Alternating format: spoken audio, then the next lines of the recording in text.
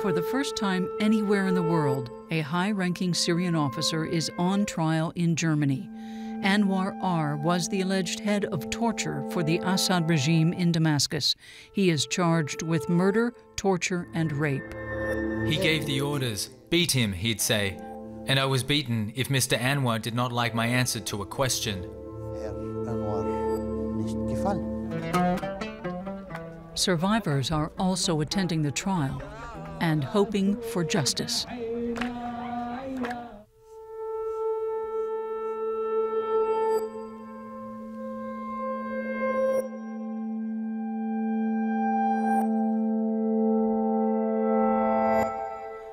Journalist Luna Watfa is on her way to the Higher Regional Court in Koblenz, where the trial has been underway for a year. So far, she has not missed a day in court. I don't know what I will hear, and I don't know who will come.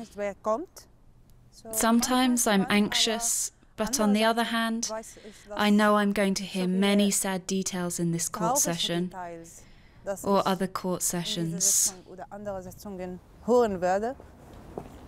Luna does not yet know which witness or joint plaintiff will testify today, because the court is keeping the names sealed.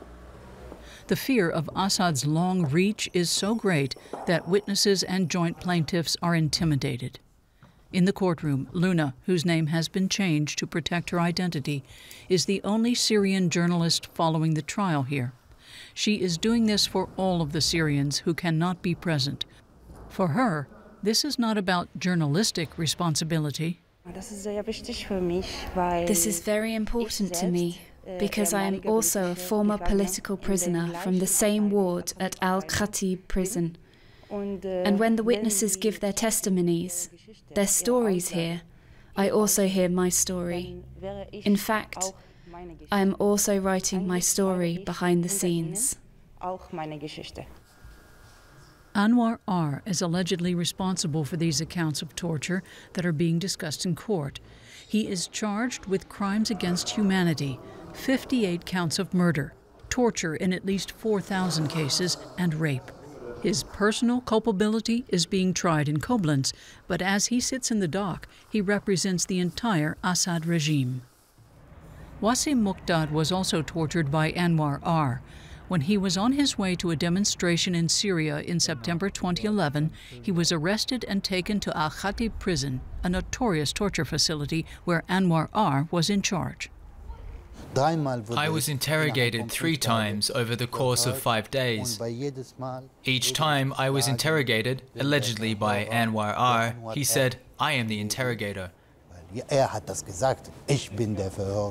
He gave the orders, and he told others to beat me. So I was beaten if Mr. Anwar did not like my answer to a question.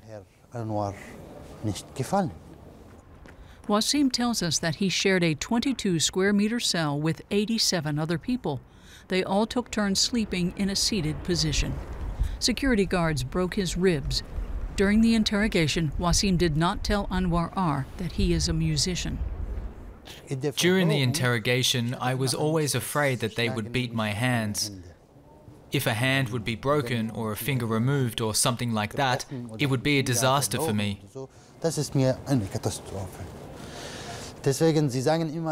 They always told me to lay on my stomach and put my feet in the air. So I laid on my stomach and placed my hands beneath my chest, in part to support my ribs, because it was painful to lie on my stomach. But also to protect my hands. No matter where they hit me, they didn't reach my hands. That was all I could do, besides being dead, to protect them. I was afraid for my hands and for my life, but at least there was something I could do about my hands. That was my personal kind of resistance. Art persönlicher Widerstand leisten.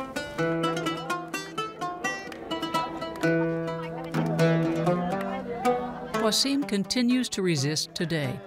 Here in Berlin, in front of the Reichstag, the German parliament, he and other like-minded people are calling for an end of the Assad regime. Wassim Wassim Mukdad is playing revolutionary songs for his fellow comrades in support of a free and democratic Syria. But Assad's reach is long. His regime exerts a strong influence on witnesses and joint plaintiffs in Germany. Their families, who are still in Syria, report instances of intimidation. Nevertheless, Wassim Mukdad testified in court, and human rights lawyer Jumana Saif says this is important. I hope that everyone was seen for sure, and any also other, it's like being safe and not be harmed.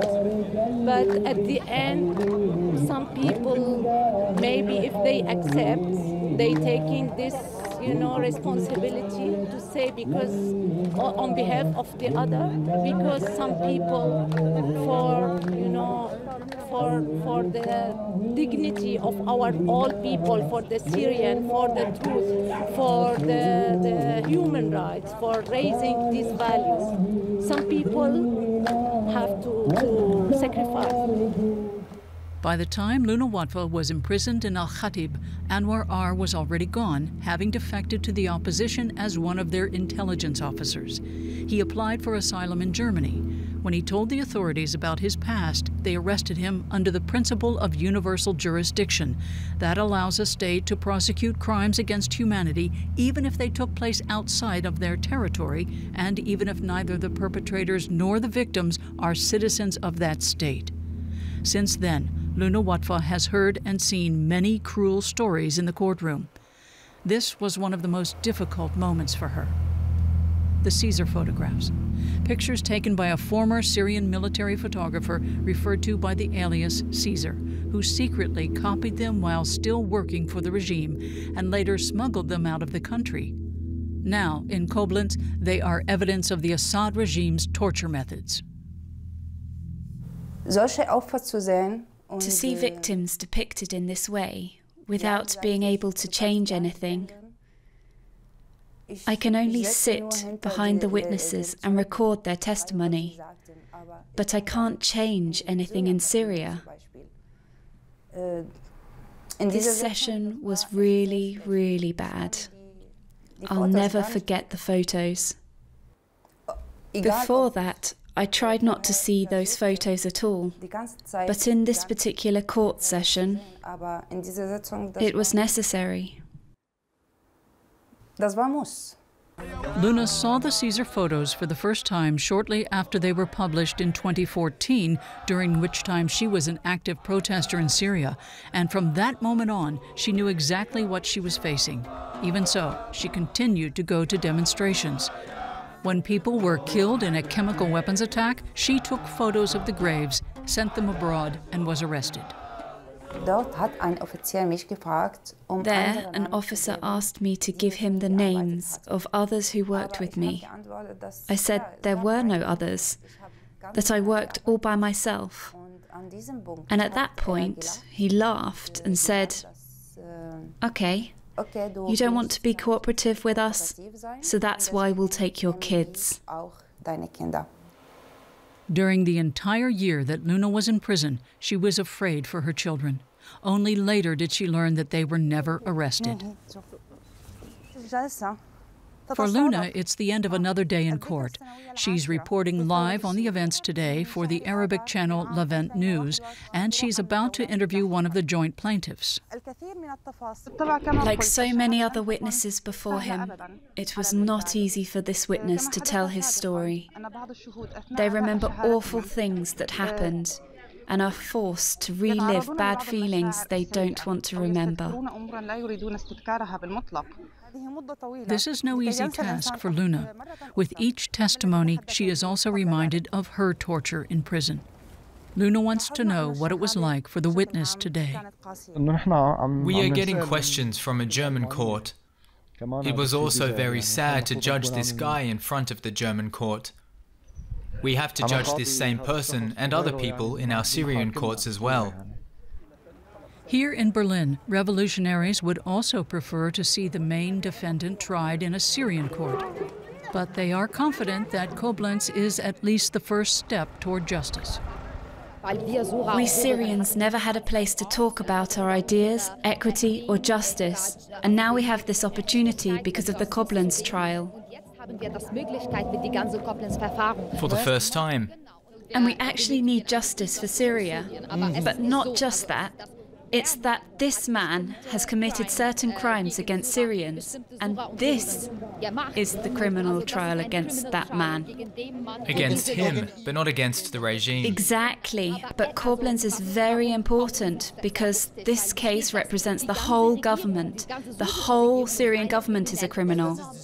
I agree, because it's systematic, not an isolated case. A first step, but I'm hopeful. Me too. Me too.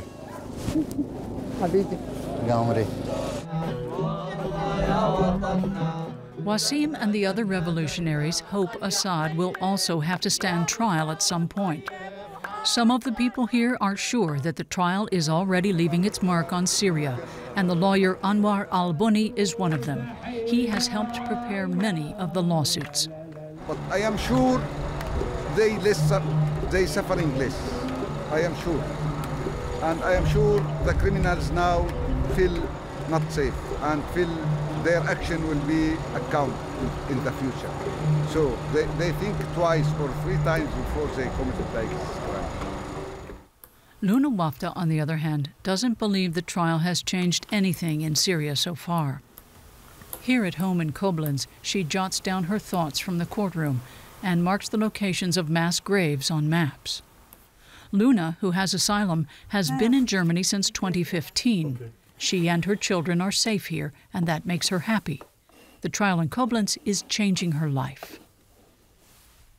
I think about what has happened to other prisoners in Syria all the time.